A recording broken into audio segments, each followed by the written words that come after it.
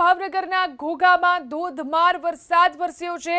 ધોધમાર વરસાદથી અહીં વાવડી ગામની અંદર તળાવ છલોછલ ભરાઈ ચૂક્યું છે। વાવડી ગામના તળાવની પાળ ગમે ત્યારે તૂટી જાય તેવી સ્થિતિ છે।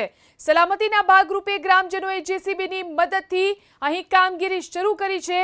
જો તળાવની પાળ તૂટે તો મોટા પ્રમાણમાં અહીં નુકસાન થઈ શકે છે। તળાવ આસપાસના ખેડૂતોના ખેતરો ધોવાઈ જવાની ભીતિ છે। વાવડી ગામના સરપંચ મહેન્દ્રસિંહ આપણી સાથે ફોન લાઈનથી જોડાયા છે। મહેન્દ્રસિંહજી, શું સ્થિતિ છે અત્યારે ગામના તળાવની અને આ ગામના તળાવનો પાળ તૂટી જાય તેવી સ્થિતિમાં કેટલું નુકસાન થઈ શકે? હાજી, નમસ્તે મેડમ। નમસ્તે।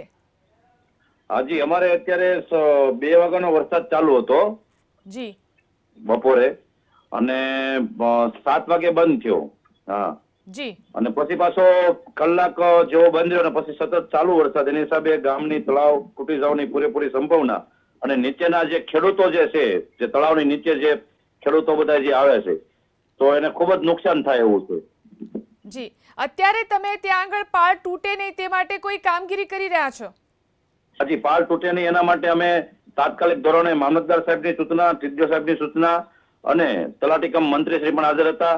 ગામના આગેવાન શ્રી ઉપસરપંચ શ્રી વજીરામભાઈ ધાંધલિયા, આશાપુરા પેટ્રોલિયમ ભરતસિંહ ગોહિલ, તેમજ બાજુના ગામમાંથી અમારા તાલુકાના સદસ્ય અને પૂર્વ ચેરમેન વનરાજસિંહ પણ હાજર હતા, અને જેસીબી બોલાવીને અને ત્યાંથી પાણીના નિકાલ માટે ઓવરફ્લોનો એક નિકાલ સાઈડમાં વધુ ઓવરફ્લોનો નિકાલ કરાયો છે।